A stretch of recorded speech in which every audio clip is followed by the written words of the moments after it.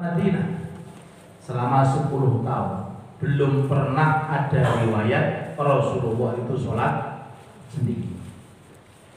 Dalam kondisi di rumah, di luar rumah, dalam kondisi bepergian, dalam kondisi apa saja, bahkan sakit yang paling nemen itu datang, di masjid dibopong 2 sahabat. Di hari terakhir, hari Senin, itu hari meninggalnya Rasul. Allahumma sholli ala Muhammad. Saking parahnya beliau sakit sampai nggak bisa bicara. Saat itu pas sholat yang buatan saya itu sholat isya, apa sholat itu nih, yang penting sholat. Para sahabat saat itu nggak mau sholat kecuali dengan Rasul. Dari ditunggu sampai larut malam ditunggu terus. Rasulullah siuman berkata kepada Siti Aisyah, apakah sholat sudah dikerjakan? Belum ya Rasulullah, menunggu Anda. Kata Rasul, ambilkan aku air wudhu. Setelah wudhu, geblak pingsan lagi. Jadi satu cerita ini bisa menunjukkan bahwa sholat jamaah ini sholat yang sangat luar biasa. Siuman malih Rasulullah, sahabat masih menunggu, jamaah nggak dikerjakan. Gimana? Sinten sing boten pengen Pak sholat di belakang Rasulullah. Sholat di belakang imam siapapun imam itu loh, keterangan ada yang mengatakan sholatnya pasti diterima karena jamaahnya, apalagi sholat di belakang Nabi Muhammad Sallallahu Alaihi Wasallam. Jadi sahabat nggak ridho, Abu Bakar juga nggak berani, sahabat Umar, Uthman, Ali, bendolan sahabat nggak berani maju sebelum ada isyarat. Rasulullah siuman berkata kepada Siti Aisyah, as-salatu tusollah, apakah sholat sudah dikerjakan? Dijawab, tidak ya Rasulullah, nunggu panjenengan. Nunggu sinten? Panjenengan. Datangkan air wudhu, karena kan pingsan termasuk hal yang membatalkan wudhu. Wudhu lagi, baru mau berangkat, geblak malih, pingsan malih. Itu 3 kali. 3 kali sampai akhirnya yang terakhir, muru Abu Bakrin falyusalli binnas. Perintahkan Abu Bakar untuk jadi imam. Abu Bakar dari imam. Di tengah-tengah sholat Rasulullah siuman, ada sedikit punya daya kekuatan, bobongan aku dibobong lagi. Sisi riwayat itu sahabat Ali, sahabat Abbas dibobong. Jangan pernah dibobong jamaah kan, Pak? Hah?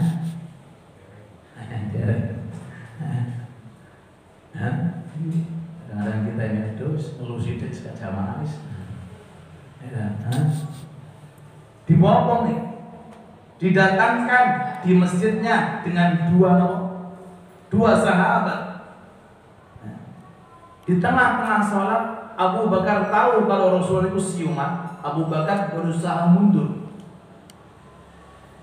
tapi diisyarai kali Rasulullah untuk tetap di tempatnya. Tapi Abu Bakar dengan adab dan akhlaknya, ini penting santri, adab dan akhlaknya tetap mundur, sehingga diganti oleh Rasulullah.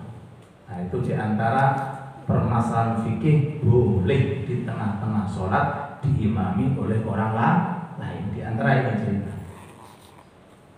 Kesimpulan daripada ini cerita adalah perhatiannya Rasulullah dengan amal yang sudah dikenal dan tidak pernah ditinggalkan sampai beliau meninggal dunia. Dan ini kemuliaan. Jadi kalau pernah jenengan diiming-imingi orang yang mulia uangnya banyak, orang yang mulia mobilnya banyak, orang yang mulia orang yang kedudukannya banyak, itu kedudukan kemuliaan fana dunia. Kemuliaan ini orang selama hidupnya sampai meninggal dunia, ia sudah pernah ditinggalkan tiap malam, itu mulia. Allahumma sholli ala Muhammad. Tahajud nggak pernah ada riwayat meninggalkan, ini mulia. Kemarin Pak, kemarin pengajian, kemarin Bu, rasanya. Nggih, segala bentuk amal taat, cek niku sedekah, cek niku infak, cek niku puasa, bentuk amal apapun amalia, ambil satu. Siapa tahu ini adalah satu-satunya pintu untuk menggiring kita, mendorong kita tembus sampai ke surganya Allah Subhanahu wa taala. Makanya pintu surga diterangkan di dalam hadis sahih itu ada 8. Pintu surga ada 8. Monggo dipilih. Monggo dipilih ini dengan sing tertarik dari sekian amal niku pundi. Ada pintu namanya pintu salat. Ingat-ingat nggih pintu napa? Salat. Man kana min ahli salah du'iya min ba'di salah. Barang siapa dikasih oleh Allah Ta'ala dalam hatinya suka untuk sholat, ketahuilah Anda nanti ketika berada di surga akan dipanggil oleh pintu yang namanya pintu sholat. Bukan sekedar 5 waktu Pak. Ada wiridan tahajud, ada wiridan. Amin Allahumma. Haji witirnya nggak pernah ketinggalan. Duhane nggak pernah ketinggalan. Rawatib, obliyah, badiyah nggak pernah ketinggalan. Apa malih Pak? Sholat taubatnya, sholat hajatnya, sholat ini, semua bentuk sholat atas izin Allah Ta'ala. Temanah panjenengan ada kelezatan tersendiri, nikmatnya luar biasa, melebihi daripada ibadah-ibadah yang lainnya. Maka anjuran ulama istiqomahkan. Siapa tahu dengan istiqomah program memperbanyak sholat, kita akan dipermudah oleh Allah Ta'ala untuk mendapatkan amal-amal taat yang lainnya. Melalui sholat Allah mungkin dekatkan kita dengan Quran, barokah istiqomah napa sholat. Mungkin lagi dapat keberkahan melalui senang zikir, apa malih senang menghadiri napa pengajian, dan dikasih oleh Allah Ta'ala kesenangan untuk melakukan amal-amal yang lainnya. Al-hasanatu ba'dal hasanati hasanah. Sebelum pahala di surga, hasil daripada ketaatan itu dikasih oleh Allah Ta'ala napa? Dikasih oleh Allah Ta'ala rangkaian amal taat yang lainnya. Jadi melalui ini taat yang diistiqomahkan dikenalkan oleh Allah Ta'ala namanya rangkaian taat. Dilakukan di atasnya taat, dilakukan di atasnya taat, terus menerus seperti rantai yang namanya apa? Rantai sepeda atau rantai apa? Rantai sepeda. Allahumma sholli ala Muhammad. Monggo ambil ini pintu. Wonten malih pintu namanya pintu sedekah. Pintu napa? As-sedekah. Man kana min ahli sedekah du'iya min ba'di sedekah. Barang siapa yang ahli bersedekah, maka Allah akan memanggilnya melalui pintu napa? Sedekah.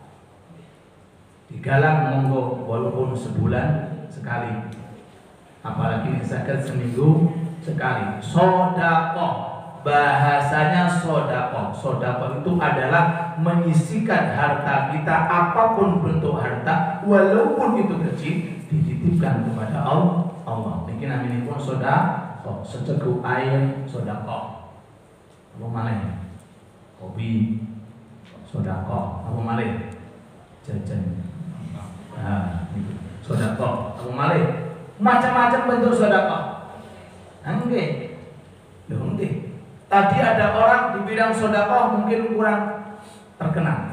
Tapi ini ada orang mungkin di bidang sholat kurang berkenan, tapi di bidang sedekah dikasih oleh Allah Ta'ala kelebihan. Monggo diistiqomah, apalagi sholat tinggi sedekah, masya Allah. Amin Allahumma.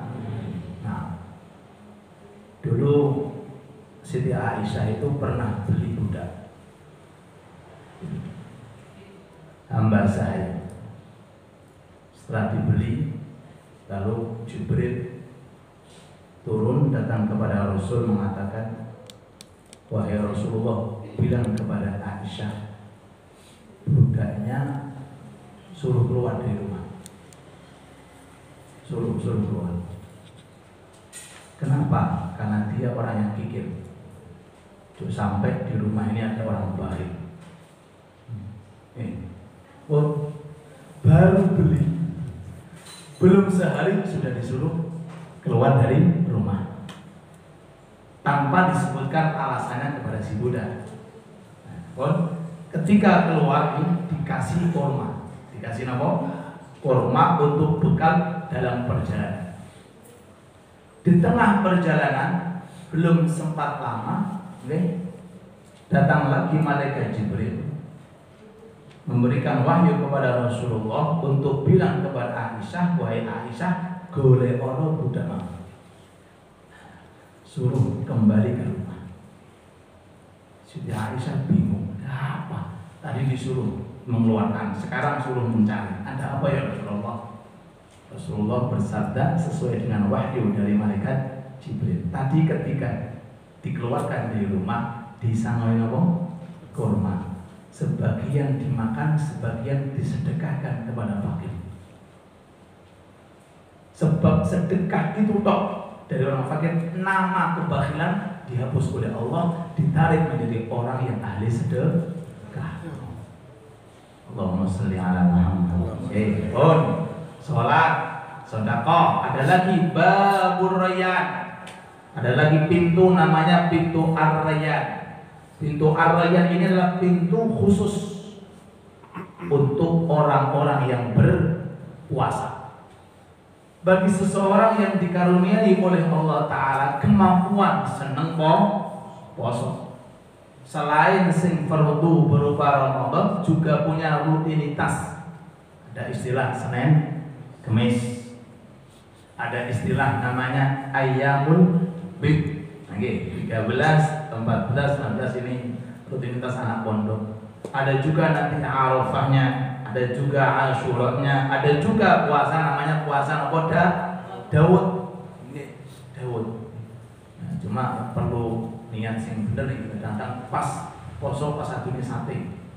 Wah, poso ora iki. Sehari puasa, biasanya enggak puasa. Sehari puasa, biasanya enggak puasa.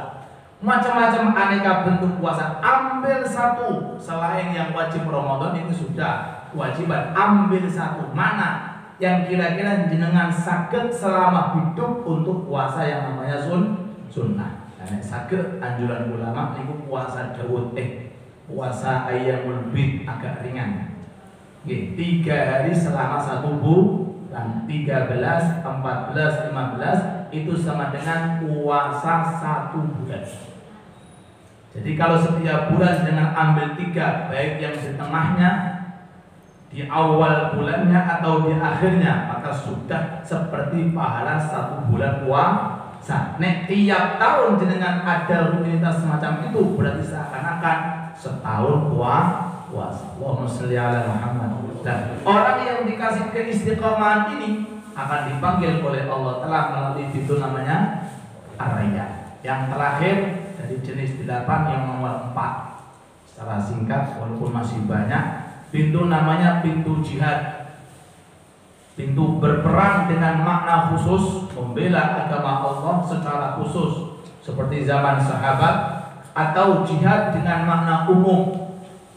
Napa jihad makna umum itu? Menghidupkan syariat Islam, memakmurkan musola, masuk pintu jihad. Apa mana? Memakmurkan musola dengan jamaah panjenengan, dengan pengajian panjenengan, mendidik anak ke sekolah atau ke pondok pesantren supaya terdidik dengan didikan yang baik, masuk pintu namanya jihad. Bahkan kerja panjenengan pagi keluar sore pulang untuk mencari rezeki yang halal juga termasuk jihad. Ini 4 pintu. Ada lagi namanya pintu duha bagi yang istiqomah tuh. Ada lagi namanya pintu sobar bagi yang sabar. Ada pintu namanya pintu tobat bagi yang bertobat. Macam-macam. Ya. Ini 8 pintu pernah disampaikan Rasul di salah satu forum para sahabat. Tumriku wonten sahabat Abu Bakar, Utsman, sedana sahabat.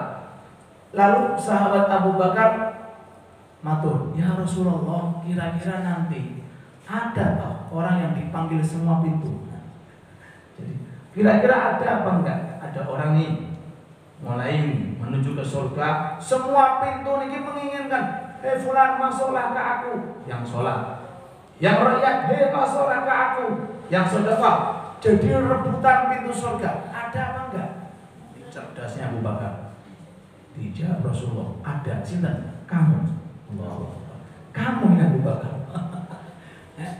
Enggak. Rasul mengatakan, kamu anta minhum, kamu termasuk orang yang akan dipanggil oleh 8 pintu. Dan keterangan ulama, tidak mungkin masuk 8 pintu, tidak mungkin. Siapa yang keluar dari surga, Pak? Kalau sudah masuk pintu ya sudah.